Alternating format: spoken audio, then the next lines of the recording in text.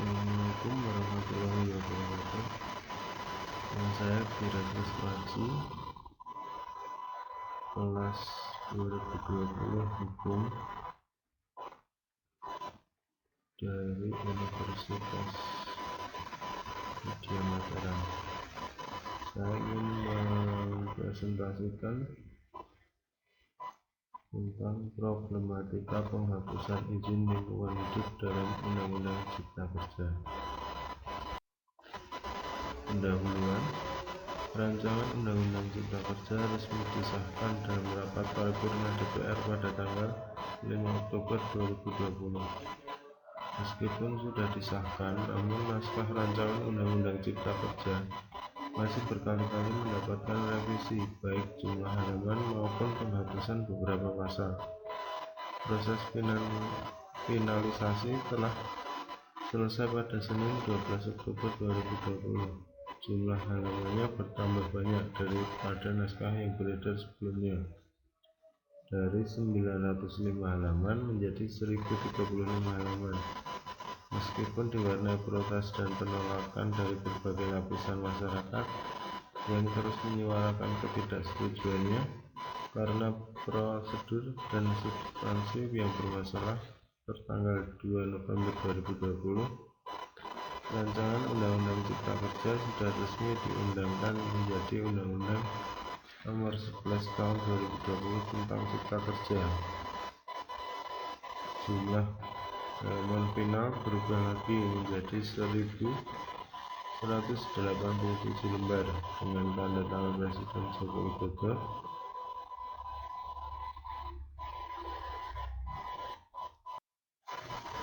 Rumusan masalah. Bagaimana problematika penghapusan izin lingkungan hidup dalam Undang-Undang Cipta Kerja? Kemudian masuk dalam pembahasan yang pertama, pasal-pasal yang bermasalah dalam Undang-Undang Cipta Kerja perubahan atas Undang-Undang Nomor 32 Tahun 2019. Di antaranya yaitu pasal 24, dokumen AMDAL sebagaimana dimaksud dalam pasal 22 merupakan dasar penetapan keputusan kelayakan lingkungan hidup. Pasal 24 Undang-Undang Cipta Kerja Ayat 1, dokumen AMDAL merupakan dasar uji kelayakan lingkungan hidup untuk rencana usaha dan atau kegiatan.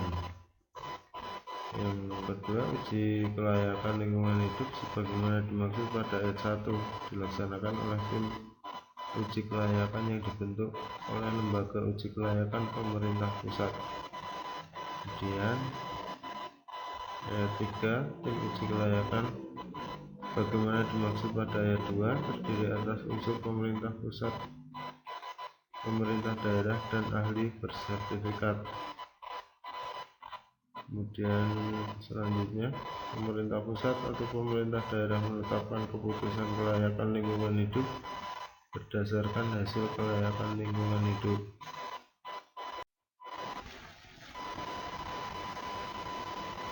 Kemudian analisis dampak perubahan dan penghapusan pasal. Yang pertama, perubahan pasal 24. Dalam perubahan tersebut membawa dampak yang harus diperhatikan, antara lain beban kerja pemerintah pusat akan lebih banyak apabila tidak diikuti dengan pendelegasian yang tepat dan proporsional. Mengandung resiko mempersulit akses informasi bagi masyarakat maupun pelaku usaha di daerah, khususnya daerah yang sulit dijangkau dan masih tertinggal dalam bidang teknologi informasi.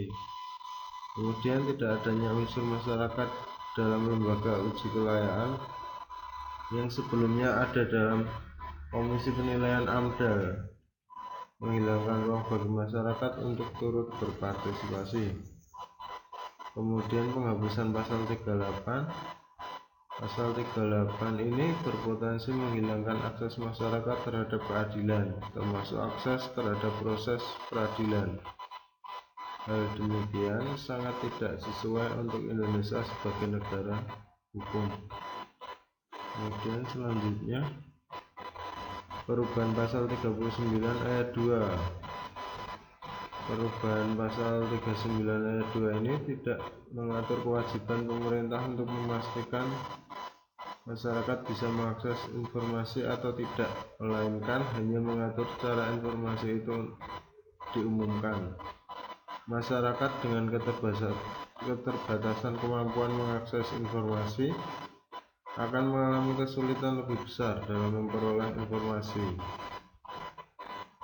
Kemudian selanjutnya penghapusan pasal 40.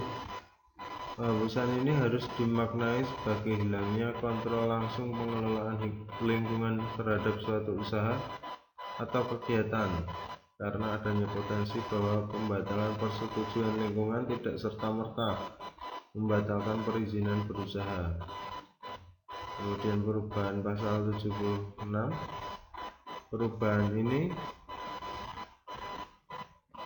Perubahan subjek dari menteri, gubernur atau bupati, wali kota menjadi pemerintah pusat atau pemerintah daerah berpotensi menimbulkan kerancuan subjek yang diberikan kewenangan oleh undang-undang.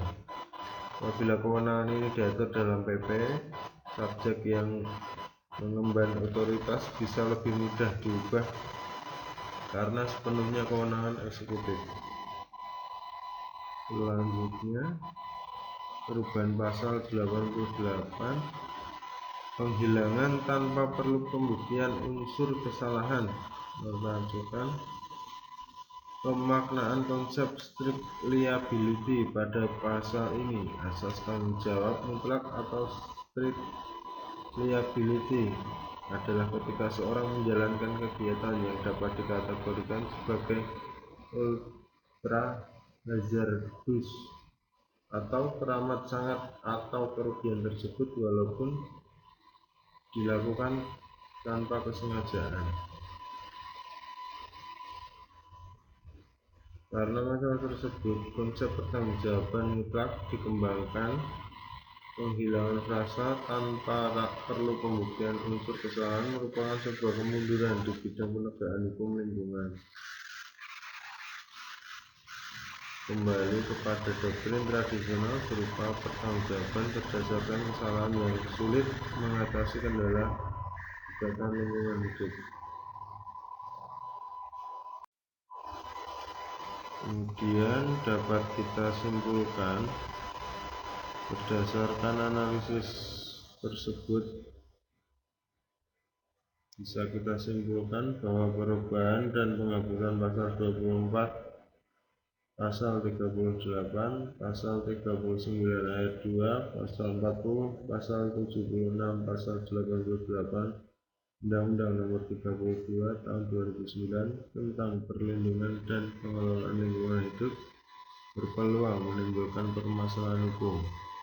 Permasalahan hukum yang timbul antara lain adalah peningkatan beban kerja pemerintah pusat karena pelimpahan tugas uji kelayakan lingkungan hidup, hilangnya kontrol langsung pengelolaan lingkungan terhadap suatu usaha dan atau kegiatan. Kerancuan tersebut konsep strict liability. Terima kasih.